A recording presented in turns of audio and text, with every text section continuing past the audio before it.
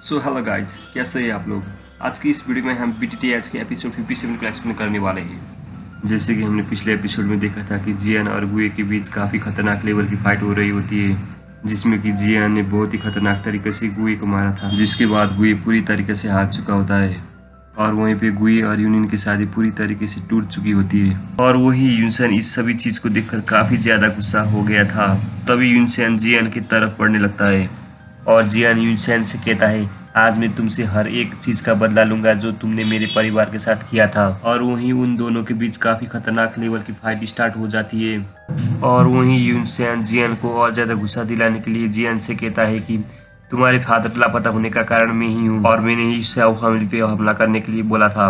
और यूनियन यूनसेन की बातें सुन के बहुत ही ज्यादा शॉक हो जाती है, क्योंकि यूनियन को ये सब अभी तक पता नहीं था कि यूनसेन ने ही ये सब कुछ किया था। और जियान यूनसेन से कहता है, आज मैं तुम्हें ऐसी कुत्ते की मौत मारूंगा कि किसी ने सोची ना होगी। जिसके बाद जियान काफी स्पीड में यूनसेन की तरफ आगे बढ़ने लगता है।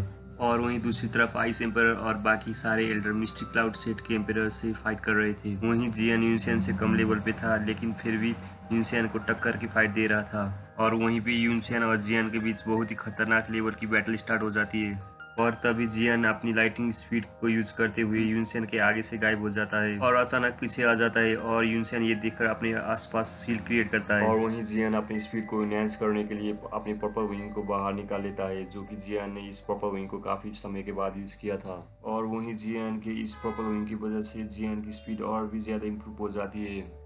और जिसके बाद यूनसेन को और भी ज़्यादा दिक्कत हो जाती है जियान से फाइट करने में। और जिसके बाद जियान फिर से लाइटिंग स्पीड को यूज़ करते हुए यूनसेन के सामने आ जाता है और अपनी पर्पल विंग को बाहर निकालने के साथ साथ अपनी तलवार में पावर भी ऐड कर लेता है और यूनसेन को अटैक करता है। फिर भी यूनसेन इस अटैक को आसानी से रोक लेता है। और जिसके बाद यूनसेन हंसते हुए जियान से कहता है, क्या तुम्हारे पास बस इतनी सी पावर है? इतनी सी पावर से तुम मेरा एक भी बाल बांका नहीं कर सकते। अगर तुम्हें मुझे हराना है तो तुम्हें और भी ज़्यादा पावर का यूज़ करना पड़ेगा। और वहीं यूनसेन के इस बात को सुनकर जियान कहता है, अच्छा बेटा, अब मैं दिखाता हूँ तुम्हें मेरी असली पावर। और जियान कहता है, अब बेटा मुझे रुक के दिखा। और तभी जियान अपनी पूरी पावर को अपने पंच में ऐड करता है। इसके बाद इस अटैक से यूनसेन बहुत ही दूर जाके गिरता है। और वहीं जियान यूनसेन से कहता है, क्या हुआ, फट गई? और वहीं यूनसेन पूरी तरीके से बुखला गया था। और जिसके बाद यूनसेन जियान से कहता है, जियान अब मैं दिखाता हूँ तुम्हें दाऊजोन की पावर क्या होती है। और तभी यूनसेन अपनी पावर को एक जगह पे जमा करने लगता है।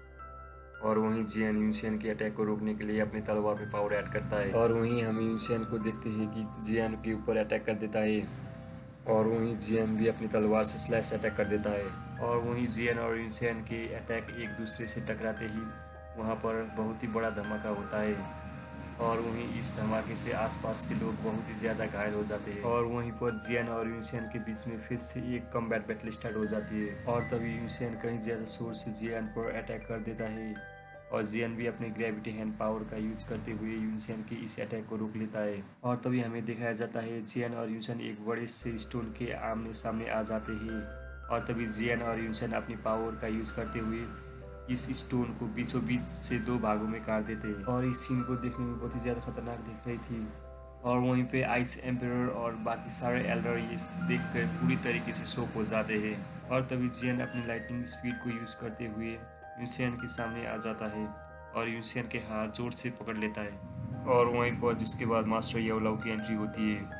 और जिसके बाद मास्टर याओलाओ यूनसेन पर अटैक कर देते हैं और वहीं पर यूनसेन के मुख से खून निकलने लगता है। और वहीं पर मास्टर याओलाओ की एंट्री से सारे लोग काफ़ी शॉक हो जाते हैं, क्योंकि मास्टर याओलाओ को यहाँ पे कोई नहीं जानता था। और तभी यूनसेन मास्टर याओलाओ से कहता है, आखिर तुम ही हो जो जियान के शरीर में रह रहे थे। और वहीं पे आइस एम्परर फार्मा और बाकी सारे एल्डर मास्टर याओलाओ को देखकर बहुत ही ज़्यादा खुश हो जाते हैं और कहते हैं कि अब मास्टर याओलाओ आ चुके हैं, अब बैटल बहुत ही खतरनाक होने वाला है। और वहीं पर जियान को डरने की भी जरूरत नहीं है। और यूनसेन सोचने लगता है कि मास्टर याओलाओ ने एक छोटे से अटैक किया था तो मेरे मुंह से खून निकल गई थी। अब अगर मास्टर याओलाओ ने काफ़ी बड़ा अटैक कर दिया तो मेरा जान निकल जाएगा। और इसीलिए यूनसेन किसी को बुलाने के लिए ताली बजाता है और वहीं पे काले बादल छा जाते हैं। और वहीं इस काले बादल से और कोई नहीं, हॉल ऑफ सोल का मास्टर निकलता है।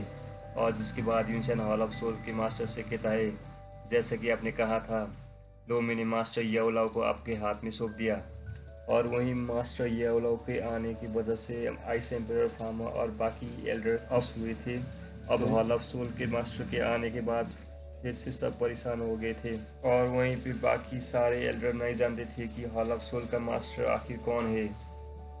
और वहीं पे मास्टर यावला और हॉल ऑफ सोल के बंदे के बीच बहुत ही खतरनाक लेवल की बैटल स्टार्ट हो जाती है।